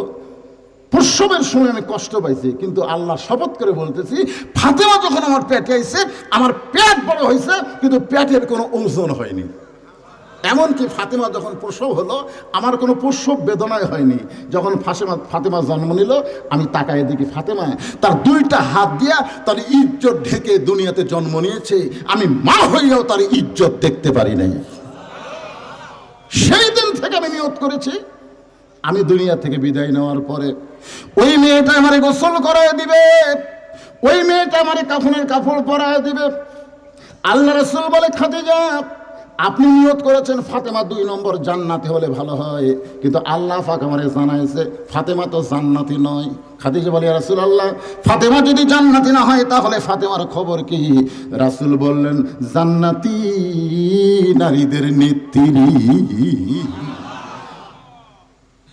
এখন বলেন, যে মেয়েটা জান্নাতি নারীদের নেত্রী, সেই মেয়েটা যদি গোসল করে দেয়, সেই মেয়েটা যদি কাফনের কাপড় পরায় দেয়, রাসূল বললেন, ফাতেমা তুমি তোমার মাকে গোসল করায় দাও, কারণ তোমার মা দুনিয়া থেকে অনেক আগেই বিদায় হয়ে গেছে। এখন তোমার মারে তুমি গোসল করায় দাও। ফাতেমা একা একা নিজের মা খাদিজাতুল কুবরাকে গোসল করায় দিলেন। গোসল করানোর পরে সে বললেন, বাবা আমার মা গোসল হয়ে গেছে, এখন কি করা লাগবে? রাসূল বললেন, তোমার মাকে একা একা কাফনের কাপড় পরাতে হবে। এই কথা বলে রাসূল আমার আস্তে করে ঘরের মধ্যে ঢুইকা ওই জুব্বাখানা বের করে ফাতেমার হাতে তুলে দিচ্ছেন। ফাতেমা এই জুব্বাটা তোমার মাকে কাফনের কাফন পরায় দাও। সঙ্গে সঙ্গে ফাতেমা ছোট বাচ্চার মতন কান্না শুরু করছে। রাসূল বলে, ফাতেমা কান্দো কেন? বলে, কান্দার কারণ হলো আমার মায়ের কাছে আমি অনেক কিছুই শুনেছি। আল্লাহ রাসূল বলে, কি শুনছো? বলে, একদিন আমার মা গল্পে গল্পে আমাকে বলতে যে, ফাতেমা তোমার বাবার সঙ্গে যখন আমার বিয়ে হচ্ছে তুমি কি জানো? তো ফাতেমা বলতেছে, মা আপনার যখন আমার বাবার সাথে বিয়ে হয়েছে তখন আমি কোথায় ছিলাম? খাদিজা বলতেছে, তোমার তো জন্মই হয়নি। তো জন্ম না হলে আমি জানবো কেমনে? ফাতেমা চিন্তায় পড়ে গেছে যে বাবার বিয়ের মধ্যে এমন কিছু ঘটনা আছে যা অত্যন্ত সুন্দর ঘটনা। ধরে কোন ঠিক কিনা? ফাতেমা দৌড়ে গিয়ে মার হাত ধরে বলতেছে, মা আমার বাবার সঙ্গে আপনার যখন বিয়ে হয়েছে তখন কি? বলে, তোমার বাবা তখন আমার বাড়িতে রাখালির চাকরি করত। যে বলছে রাখাল, সঙ্গে সঙ্গে ফাতেমা বলে, মা যে কথা মুখে একবার কইছো এ কথা দ্বিতীয়বার কইও না, কারণ প্রত্যেকটা মেয়েরা বাবাকে সবচাইতে বেশি ভালোবাসে। ধরে এখন কথা ঠিক কিনা? আপনারা বলেন তো, মেয়ে বেশি বাবাকে ভালোবাসে না ছেলে? তা আমার তো কোনো ছেলে নাই, আমি মনে করতাম ছেলেই মনে হয় বাপকে বেশি ভালোবাসে। আমার 3টা মেয়ে যখন কিছু আমার কাছে লাগবে, ওরা 3জন ঘরের মধ্যে ঢুকে কেউ আমার লোক টানে, কেউ আমার এই গুরু টানে। আমি বললাম, মা এ খেদমত করার মানে তোমাদের কিছু লাগবে, সেটা যদি আপনি বোঝেন। তখন 3 মেয়ের হাতে আমি 300 টাকা দিই। ওরা ঘরের মধ্যে বের হয় না, ওখানেই থাকে। আমি বললাম, মা তোমাকে আরও লাগবে, সেটা আপনার বিবেচনা। তখন আরও 100 করে টাকা দিয়ে বলি, মা কি খবর আর লাগবে? যদি দেন। তখন আবার 100 করে 3 জন 900 টাকা দিছি। ওরা হাসতে হাসতে ঘর থেকে বের হয়ে গেল। আমি চিন্তা করলাম, মেয়েরা এইভাবে টাকা চাই, আমার তো ছেলে নেই। তো আমার বড় ভাইয়ের ছেলে মেয়ে 2টাই আছে। একদিন আমার বড় ভাইকে বললাম, ভাই আমার তো আল্লাহ ছেলে দেয়নি, তোমার কাছ থেকে ছেলে যখন টাকা চাই কিভাবে চাই? তখন আমার ভাই বলতেছে, লাগবে শালার 100 চাই 1000। লাগবে কত? চাই কত? বেটা কয়নি, শালা কছে। আমি সেই দিন বললাম, আল্লাহ ছেলে না হয়ে আমি ঠকি নাই। আল্লাহ রাসূল বলেছেন, 3টা মেয়ের বাবা আমি নবীর সঙ্গে জান্নাতি। যেরকম সুবহানাল্লাহ। যদি মেয়েদেরকে পর্দার মধ্যে রাখা সুন্দর পাত্রের মধ্যে সুপর্দ করা যায়, একটু মনোযোগ দিয়ে শোনেন। আল্লাহর নবীকে ফাতেমা বলতেছে, বাবা আমার মা যখন বলল তোমার বাবা আমার বাড়িতে রাখালি করত, আমি রাগ করলাম। কিন্তু মা বলে, ফাতেমা যদি এইভাবে রাগ করিস তাহলে ঘটনা কেমনি শুনবি? আমি তখন মার হাত ধরে বললাম, মা তারপরে খবর কি? আমার মা বলতেছে, দুপুর বেলায় আমি ঘরের মধ্যে আরাম করতেছি, এমন সময় দেখি রাখালগুলো সব ঘরের মধ্যে ঘুম পাড়তেছে। সবাই ঘরের মধ্যে আরাম করতেছে, আমি চিন্তায় পড়ে গেলাম। হাজার হাজার উর্দুম্বা চড়ানো বাদ দিয়া রাখালগুলো দুপুর বেলায় ঘরের মধ্যে আরাম করে, খবর কি?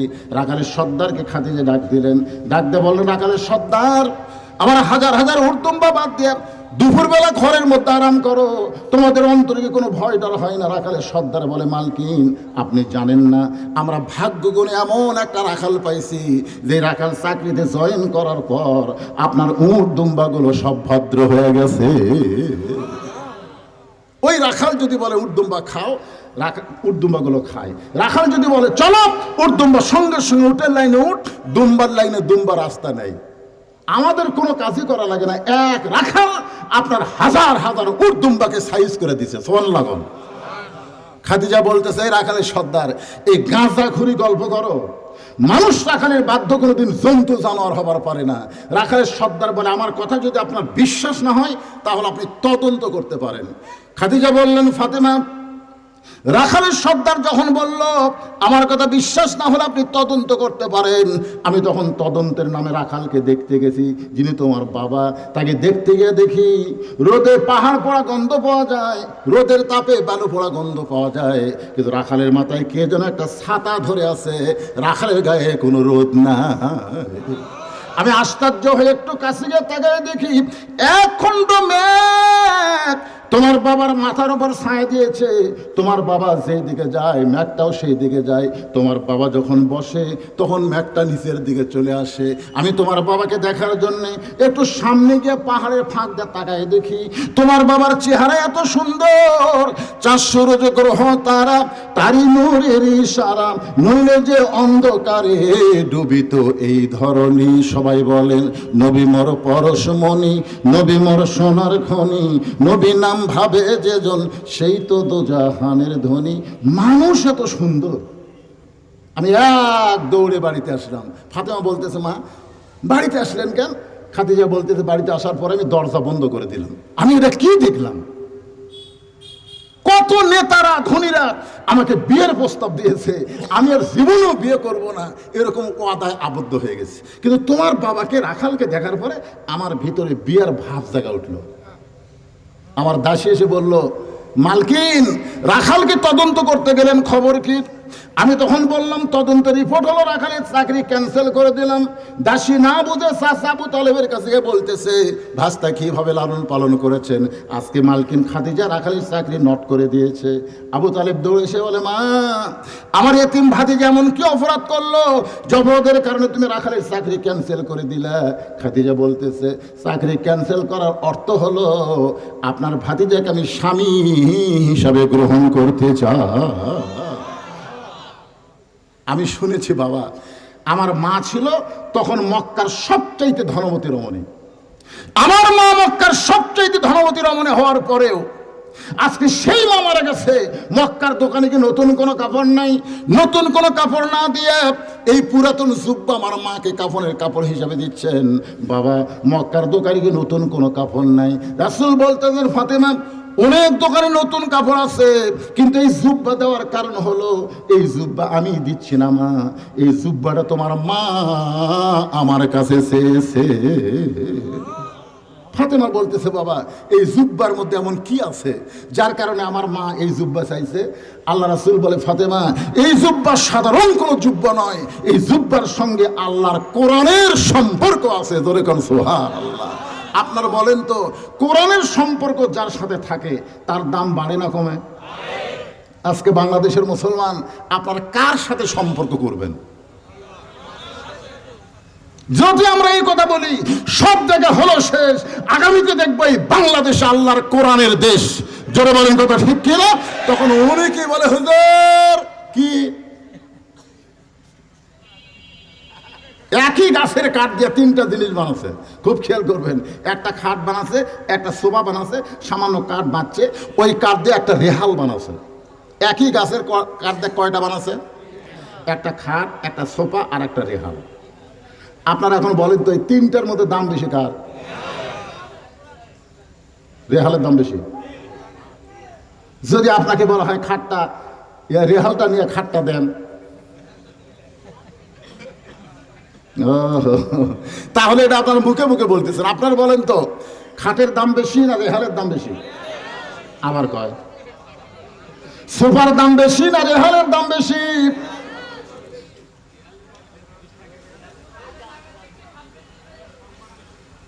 এইবার একটা ভাই কে কইল এটা? না না, রেহালের দাম বেশি না। এই যে এই ভাই যেটা কইছে এটা হলো রাইট।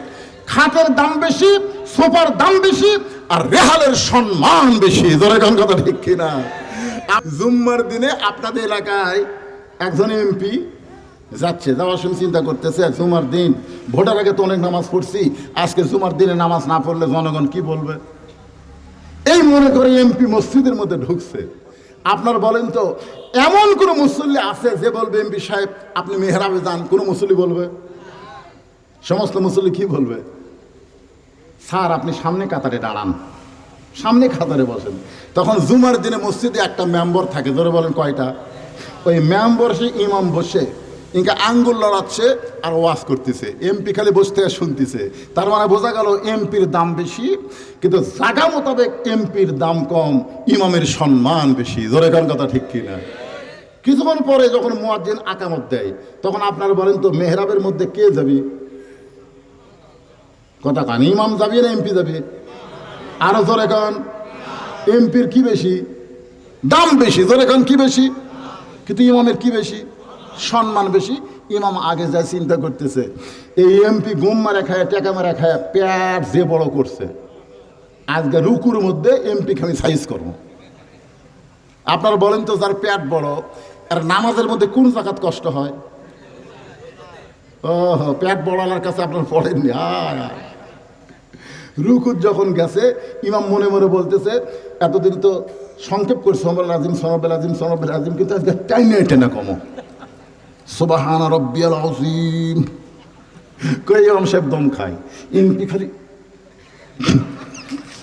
কতক্ষণ পরে থাকবে পেট মোটা, তাহলে পিঠ কসলার মনে মনে কয় আল্লাহ কয় যতই মাজা কসলা, ইমাম সাহেব রুকু থেকে মাথা না তোলা পর্যন্ত তোর এমপির কোনো ক্ষমতা নাই মাথা তুলবি। তোর কথা ঠিক কিনা? মাথা তুলবি, নামাজ বাতিল। এমপির সম্পর্ক হলো সংসদের সাথে, আর ইমামের সম্পর্ক হলো আল্লাহর কোরআনের সাথে। ধরে কোন কথা ঠিক কিনা? একই গাছের কাঠ দিয়ে খাট বানাইছে, সোফা বানাইছে, সামান্য কাঠ বাঁচছে, সেই কাঠ দিয়ে রেহাল বানাইছে। ওই রেহালের উপর আল্লাহর কোরআন রাখে। একদিন কোরআন এরকম লেওয়ার সময় দেখেন, আমাদের খেয়াল করেন, কোরআনটা লেওয়ার সময় হঠাৎ রেহাল পায়ের ওপর পড়ছে। যেই পায়ের ওপর পড়ছে ওকে লাগেছে, ওই লাগার থেকে খেয়াল করেনি। রেহাল যে পায়ের কাছে পড়ছে, ওই রেহাল তোরা 3 বার চুমা খাচ্ছে। রেহাল বলে কেরে খাট, আমি সামান্য পায়ের কাছে পড়ছি, আমাকে 3 বার চুমা খায়, তোর কে খবর কি? এই সোফা তোর খবর কি? খাট বলতেছে ভাই আমাকে লাক্তানের জন্য বানাছে ভাই। সোফা বলতেছে আমার উপর যখন বসে পাও তুলে বসে। রেহাল বলতেছে দেখ তোদের উপর পা তুলা বসে আর আমাকে পায়ের কাছে বললে চুমা খায়, কারণ কি? খাট আর সোফা বলতেছে আমাদের সাথে হলো মানুষের সম্পর্ক, আর তোমার সাথে হলো আল্লাহর কোরআনের সম্পর্ক।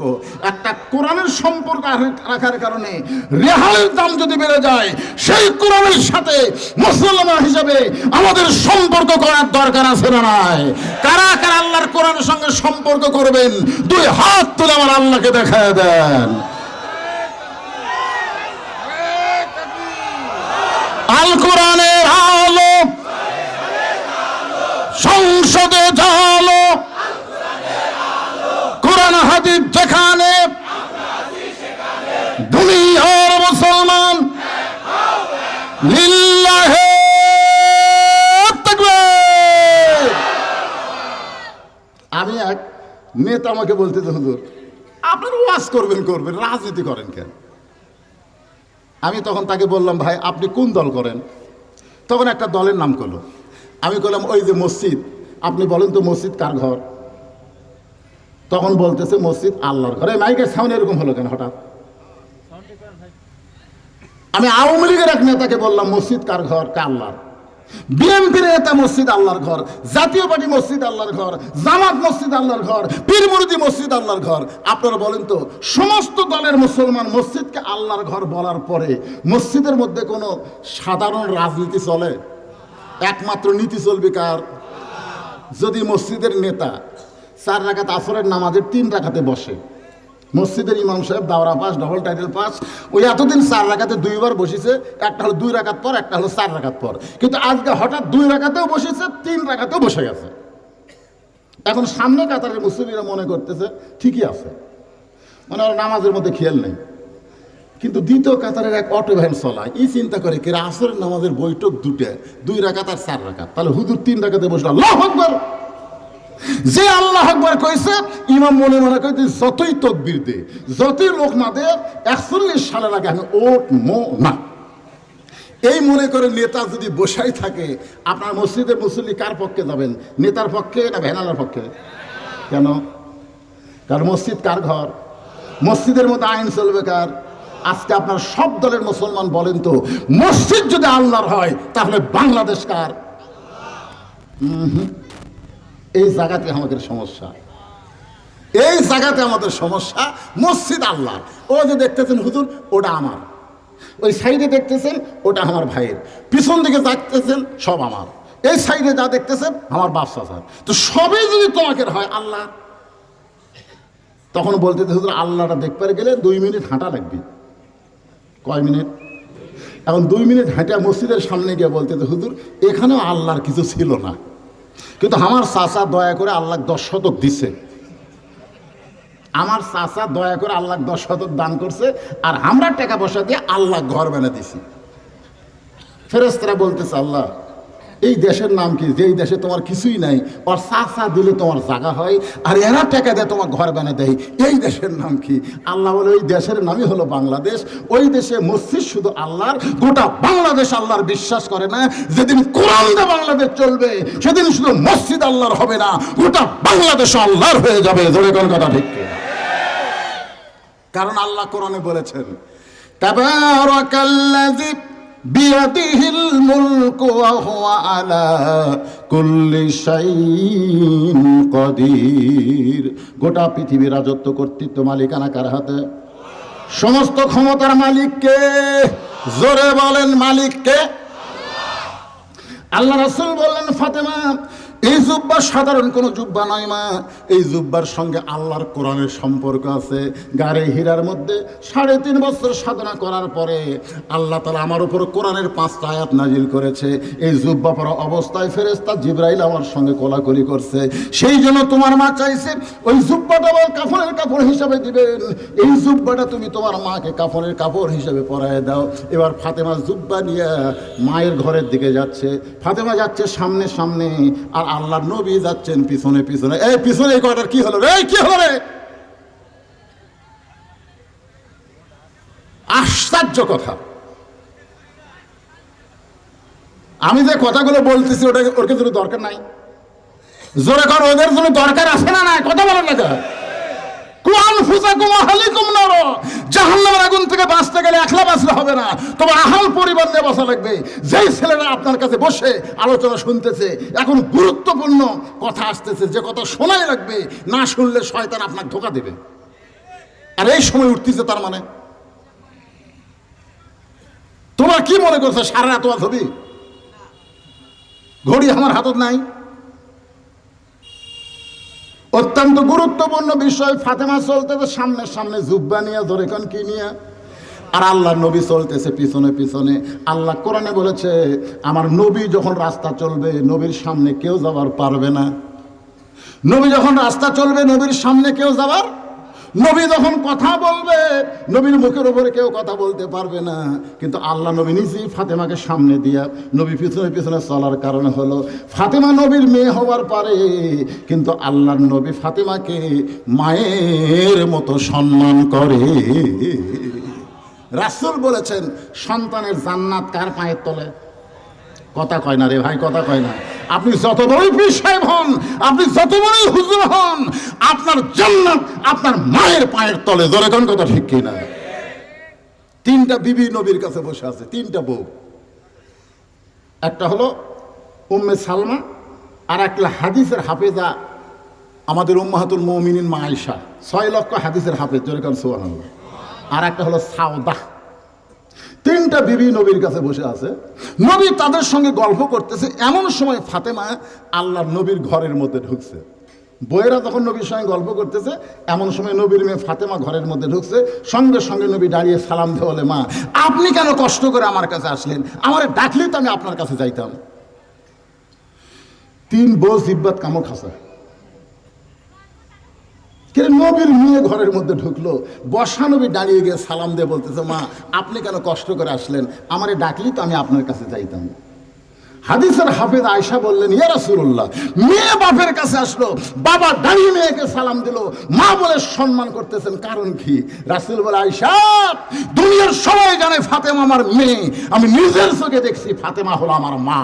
যেরকম সুবহানাল্লাহ, সবাই জানে, পৃথিবীর সবাই জানে ফাতেমা হলো নবীর মেয়ে, কিন্তু আমি নিজের চোখে দেখছি ফাতেমা হলো আমার মা। এই দেখার পর থেকে নবী ফাতেমা কেমন সম্মান করতেন। এখন ফাতেমার সামনে সামনে, নবী আমার পিছনে পিছনে রওনা দিয়েছেন। ফাতেমা যখন খাদিজার ঘরের মধ্যে ঢুকলেন, এমন সময় নবী আস্তে করে দরজা বন্ধ করে দিলেন। কিছুক্ষণ পরে ফাতেমা ওই ঘরের দরজা খুলতেছে, নবী তাকায় দেখে ফাতেমা মুস্কি মুস্কি হাসতেছে। আল্লাহ রাসূল চুম করছে, চুম করে বলতেছে, ফাতেমা কানতে কানতে তুমি জুব্বা নিয়ে তোমার মায়ের ঘরে ঢুকলে, আর হাসতে হাসতে তুমি দরজা খুললে। ফাতেমা বলতেছে, বাবা কানতে কানতে কেন ঢুকলাম এটাও আপনি জানেন, হাসতে হাসতে কেন দরজা খুললাম এটাও আপনি জানেন। রাসূল বলতেছে, ফাতেমা কানতে কানতে ঢুকলে এটা আমি জানি, কারণ একটা মেয়ে তার মাকে কাফনের কাপড় পরাবে, অবশ্যই কানবে, কিন্তু হাসতে হাসতে দরজা খুললে এটা আমি নবী জানি না। সুবহানাল্লাহ কন না কেন? তাহলে আল্লাহ নবী গায়েব জানে? এক বাক্যে বলেন, নবী গায়েব জানে? জোরে বলেন, জানে? আজকে আমাদের বাংলাদেশে অনেক ভণ্ডরা কয় আমার পীর সাহেবই গায়েব জানে। আপনার সূরা হাসরের শেষ 3 আয়াত পড়েন না? পড়েন। তাহলে প্রথম যে আয়াত পড়ে সেটা পড়েন আমার সঙ্গে। ওয়াল্লাহুল্লাযী লা ইলাহা ইল্লাহু আলিমুল গায়বি ওয়াশ শাহাদাতি হুয়ার রহমানুর রহিম। ফাতেমা বলতেছেন, বাবা এতদিন ধরে আমি জানতাম আপনি সব জানেন, কিন্তু আজকে দেখতেছি আপনি জানেন না। ফাতেমা বলে, ইয়া রাসূলুল্লাহ, আমার বাবা শোনেন, আমি কানতে কানতে ঢুকলাম আমার মাকে কাফনের কাপড় জুব্বা পরানোর জন্যে, কিন্তু হাসতে হাসতে দরজা খুললাম, এটা আপনি শুনবার চান, আপনি জানেন না। তাহলে আপনি আল্লাহর হস্তে একটু বসেন। ফাতেমা নবীকে বলতেছে, আপনি আল্লাহর হস্তে একটু বসেন, কি জন্য হাসতে হাসতে দরজা খুললাম আমি আপনাকে বলবো। রাসূল বললেন, ফাতেমা আজকের এই মুহূর্তে তুমি হলো বক্তা, আর আমি নবী হলাম তোমার শ্রোতা। জোরে এখন সুবহানাল্লাহ। আল্লাহর নবী বসে গেছেন। ফাতেমা হাসতে হাসতে দরজা খুললো কেন? এটা শোনার জন্যে। নবী যদি বসে যায়, নবীর উম্মত হিসাবে আপনারা কারা কারা খাড়া হবেন? ও যে একটা হাঁটতেছে হুজুর, আচ্ছা ঠিক আছে, যান বুঝতে পারি না, আমি বুঝতে পারছি, ঠিক আছে হুজুর। কি কারণে ফাতেমা হাসতে হাসতে দরজা খুললো? নবী শুনবার চাই, নবীর উম্মত হিসেবে আমরাও শুনতে চাই। জোরে কোন ঠিক কেন হয়ে যান? মা খাদিজা নবীর কাছে 3টা জিনিস চাইছে, একটার উপরে কথা হচ্ছে, এখনো 2টা পর্যন্ত বাকি আছে। জোরে কোন কথা ঠিক কিনা খুব খেয়াল করেন। সঙ্গে সঙ্গে আল্লাহ নবী বসে বললেন, মাটির উপরে হাত দিয়ে নবী ছোট বাচ্চার মতন কান্না শুরু করে দিলেন। ফাতেমা বলে, বাবা আমার মাকে আল্লাহ জান্নাতের পোশাক পরায় দিয়েছে, এইটা দেখে আমি হাসতেছি, আপনি এমন করে কেন কাঁদতেছেন? রাসূল বলে, ফাতেমা এই কান্না কোনো দুঃখের কান্না নয়, এই কান্না হলো আমার জীবনের আনন্দের কান্না। তুমি জানো না ফাতেমা, আমি যখন আল্লাহ আমারে নবী বানাইছে, সর্বপ্রথম আমার মনে নানা রকম সংশয় ছিল, আমি আল্লাহর নবী, এটা আমাকে কে বিশ্বাস করবে? কে আমাকে আল্লাহর নবী বলে বিশ্বাস করবে? ও ফাতেমা শুনে নাও, সর্বপ্রথম করে দিচ্ছি, সর্বপ্রথম যিনি আমাকে নবী বলে স্বীকার করলেন তিনি হলেন তোমার মা, আমার বিবি। সুবহানাল্লাহ কন না কেন? নিজের বউ হয়ে নবী বলে স্বীকার করা, কি মনে করতেছেন? আজকে 3টা জিনিস আপনারা খেয়াল করবেন। বড় ডাক্তারের বইয়ের কোনোদিন সিজার লাগে না। বড় ডাক্তারের বইয়ের কি লাগে না? সিজার লাগে না। মৌলানাদের বাড়িতে কোনোদিন মিলাদ লাগে না। ধরে কান কি লাগে না? মৌলানাদের বাড়িতে কোনোদিন মিলাদ লাগে না। আর পীরের বউ কোনোদিন মুরিদ হয় না, কারণ প্রত্যেকটা পীরের বউ জানে আমার পীর মাঝে মধ্যে মুরিদের বইয়ের দিকে চোখ মারে, এই লুচ্চার হাতে মুরিদ হবো না। আর সর্বপ্রথম যিনি নবীকে নবী বলে স্বীকার করেছেন তিনি হলেন নবীর বিবি। তার মানে বোঝা গেল আমার নবী বাহিরেও যা ভিতরেও তাই। এই জন্য দুনিয়ার কাউকে মানা চলবে না, একজনকেই মানতে হবে। লাকাদ কানা লাকুম ফি রাসূলিল্লাহি উসওয়াতুন হাসানাহ। জোরে বলেন সুবহানাল্লাহ। যদি তোমরা সফলতা পাওয়ার চাও, বিশ্ব নবীকে তোমাদের মডেল হিসেবে, আদর্শ হিসেবে গ্রহণ করে নাও। এ কথা কার? হ্যাঁ, আল্লাহ রাসূল নিজের হাতে খাদিজাকে কবরের মধ্যে নামাই দিলেন, নিজের হাতে। এত কান্দা নবী কাঁদতেছেন। আবু বকর বলে, ইয়া রাসূলুল্লাহ, আপনি যদি এইভাবে কান্দেন তাহলে আমরা কেমনে সহ্য করব? রাসূল বলে, আবু বকর, যতদিন গভীর রাত্রে কলেমার দাওয়াত নিয়ে মানুষের বাড়িতে গেছি, কোনোদিন রাত 2টা 3টা বাজছে, আল্লাহ শপথ করে বলতেছি আমার খাদিজাকে কোনোদিন দরজার ডাক দেওয়া লাগে নাই। আমি আসা মাত্রই দরজা খুলে যাই। রাসূল বলে, খাদিজা কেমনে দরজা খোলেন? বলে, হুজুর আপনি যখন যান তখন আমি দরজার ফাঁকের মধ্যে নাক লাগায় দাঁড়িয়ে থাকি, আপনি যখন আসেন আপনার দেহের সুগন্ধ মিশকাম্বরে আমি দরজা খুলে দিই। আল্লাহ রাসূল বলে, খাদিজা তাহলে কি আপনি ঘুমাবেন না? খাদিজা বলে, ওই দিন আমি একলা একলা ঘুমাবো যেদিন আমার মৃত্যু হবে। আজকে আমি নবী কান্দার কারণ হলো আমার খাদিজা এমন জায়গায় ঘুমায় গেল, আমি নবী চাইলেও এই জায়গায় খাদিজার সঙ্গে থাকতে পারবো না। ধরে গণ ঠিক কিনা? আল্লাহ রাসূল কবর দেওয়ার পরে সবাই যখন চলে যায়, কিন্তু নবী খাদিজার কবর ছাড়েন না। ঘন্টার পরে ঘন্টা হয়ে যায়, মুনকির নাকিরকে আল্লাহ কবরের মধ্যে পাঠায় না। এক সময় নবী জবান খুলে বলে, আল্লাহ, আমার খাদিজার কবরে কি আপনি মুনকির নাকির পাঠাবেন না? মুনকির নাকির যে 3টা প্রশ্ন করবে আমার খাদিজা উত্তর দিবার পারবে না, আমি নবী খাদিজার পক্ষে উত্তর দিবার চাই।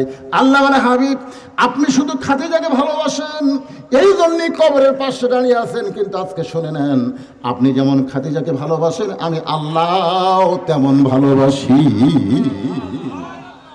রাসূল বলে, আল্লাহ আপনি আমার খাদিজাকে কেন ভালোবাসেন? আল্লাহ বলতে, রাসূল আপনি ঘুমায় গেছেন আর আপনার খাদিজা কবরকে স্মরণ করে চোখের পানিতে বিছনা ভিজাই দিয়েছে। যারা দুনিয়ার জীবনে কবরকে স্মরণ করে আখিরাতের পাথেও জোগাড় করবে, তাদের কবরে মুনকির নাকির উত্তর তাদের দেওয়া লাগবে না, আমি আল্লাহই তাদের পক্ষে উত্তর দিয়ে দিব। ধরে কোন সুবহানাল্লাহ। আমাদের সকলের সামনে কবর আছে না নাই? উত্তর দিবার পারবেন বলে মনে হয়? ঠেলা আছে রে ভাই। প্রত্যেকটা প্রশ্নের সাথে মারাত্মক কিছু আছে। মান রব্বুকা যখন প্রশ্ন করবে, আপনি উত্তর দিবার আগেই আপনার নামাজ আপনার পক্ষে দাঁড়িয়ে যাবে। নামাজ দাঁড়িয়ে বলবে, রে মুনকির নাকির, কাকে মান রব্বুকা প্রশ্ন করতেছো? যেই লোকটা 5 ওয়াক্ত নামাজ পড়ছে, নামাজে প্রথমেই যখন নিয়ত করার পরে শুরু করছে তখন সে কি বলেছে? আলহামদুলিল্লাহি রব্বিল, জোরে কোন আলহামদুলিল্লাহি রব্বিল। 4 বোন 6000, মানে 12টা কোরআন শরীফ বাবদ 6,000 টাকা 4 বোনে দান করছে। আল্লাহ বোনদের দানকে কবুল করুক। জোরে কোন আমিন। এই মুনকির নাকির, এই যে লোকটা রুকুর মধ্যে গিয়ে বলে সুবহান রাব্বিয়াল আযীম, সুবহান রাব্বিয়াল, সেজদার মধ্যে গিয়া বলে সুবহান রাব্বিয়াল আলা, যেই লোকটা এত ওয়াক্ত নামাজ পড়েছে, প্রত্যেক নামাজের মধ্যে কতবার রব রব জিকির করছে, আবার কবরে আসার পরে আবার মান রব্বুকা। ফেরেশতারা কয়, আল্লাহ তোমার বান্দাকে মান রব্বুকা প্রশ্ন করার পরে নামাজ যে খেপা খেপছে, আল্লাহ বলে যে নামাজ নিয়ে কবরে আইছে তার 1 নম্বরের উত্তর হয়ে গেছে। জোরে কোন সুবহানাল্লাহ। তাহলে উত্তর আপনি দেওয়া লাগবে না, আপনার পক্ষে আপনার নামাজে উত্তর দিবে। 2 নম্বর প্রশ্ন করবে, আমার দিনুকা, তোমার দিন কি? আপনাকে উত্তর দেওয়া লাগবে না। যারা দিন কায়েমের আন্দোলন করতেছেন এই বাংলার জমিনে, যারা মানুষের তৈরি আইনকে বাদ দিয়ে আল্লাহর আইনকে বলবৎ রাখার চেষ্টা করতেছেন, তাদেরকে উত্তর দেওয়ার আগে এই দিন কায়েমের আন্দোলন তাদের পক্ষে উত্তর দিয়ে দিবে। ধরে খান সুবহানাল্লাহ। আল্লাহ তোমার দিন দুনিয়াতে কায়েম করার জন্য কতদিন জেল খাটছে, কতদিন বাড়িতে থাকবার পারেনি আপনি জানেন না? আল্লাহ এরকে কোনো দোষ না, এরা জঙ্গি না, রাজাকার না, কিছুই না, এরকে একটাই দোষ, এরা আল্লাহর কোরআন দুনিয়াতে গালিব করতে চায়। ধরে কোন কথা ঠিক কিনা ভাই? যখন প্রশ্ন করবে আমার নাবিউকা, তখন আপনি সুন্নত দাড়ি নিয়ে কবরে গেছেন, আপনার সব নিয়ে এবার পারবে। হাতের ঘড়ি থাকবে না, আংটি থাকবে না, রঙিন কাপড় থাকবে না, সাদা কাপড়ের কাপড় পরাই দিবে। কিন্তু বাংলাদেশের কোনো মুসলমানের দাড়ি কেউ কামে দেয়? জোরকান কামে দেয়? দাড়ি নিয়ে কবরে গেছেন, প্রশ্ন করছে আমার নাবিউকা, তোমার নবীকে। নবী দূর থেকে বলবে, মুনকির নাকির, আমার সুন্নত দাড়ি নিয়ে যে ব্যক্তি কবরে আইছে, আমাকে নবী বলার আগে আমি নবী তাকে উম্মত বলে স্বীকার করে নিলাম। জোরেখান সুবহানাল্লাহ। নবীর এই সুন্নতগুলো, এই আদর্শগুলো আল্লাহ আমাদের মানার তৌফিক দিয়ে দেখ। সকলে বলে আমিন, সকলে হাত তুলে আল্লাহুম্মা আমিন। আল্লাহুম্মা আনতাস সালাম ওয়া মিনকাস সালাম তাবারাকতা ইয়া যাল জালালি ওয়াল ইকরাম। আয় আল্লাহ তাআলা, তোমার বান্দারা কঠিন গরমের মধ্যে আরামের বিছানা ফ্যানের বাতাসকে বাদ দিয়া ঘন্টার পর ঘন্টা কোরআনের মাহফিলে বসে আলোচনা শোনার শেষে আমি গুনাহগারের সঙ্গে রহমতের দরজায় ফকির হয়ে দোকানা হাত তুলেছে। মেহেরবানি করে আজকের মাহফিল আমাদের সকলের হিদায়াতের জন্য, নাজাতের জন্য, জান্নাতের জন্য কবুল করে না। এই মাহফিলের শুরু থেকে শেষ পর্যন্ত যত আলোচনা হয়েছে এর মধ্যে যদি ত্রুটি হয়ে ভুল হয় মাফ করে দাও। এর যা হাদিয়া মঞ্জুর করো সোনার মদিনায় নবী পাকের রওজা মোবারকে আল্লাহ কবুল করে নাও। তামাম আম্বিয়া কেরাম, আসহাবে কেরাম, তাবিন কেরাম, তাবা তাবিন কেরাম, তামাম পৃথিবীর মাটির নিচে যত মুমিন মুমিনা শুয়ে আছে আল্লাহ সকলের আরওয়াহ পরে হাদিয়া কবুল করো। মাবুদ, আমরা যারা হাত তুলেছি আমাদের জনম দুখনি মা বাবা যাদের কবরে চলে গেছে আল্লাহ মা বাবার কবরকে জান্নাতের টুকরা কবুল করে নাও। আমাদের দাদা দাদি নানা নানা আত্মীয় স্বজন শ্বশুর শাশুড়ি যাদের কবরে গেছে আল্লাহ কবরবাসীদের মাফ করে দাও। খাস করে মোল্লাবাড়ির গোরস্থানে যত মুর্দা শুয়ে আছে আল্লাহ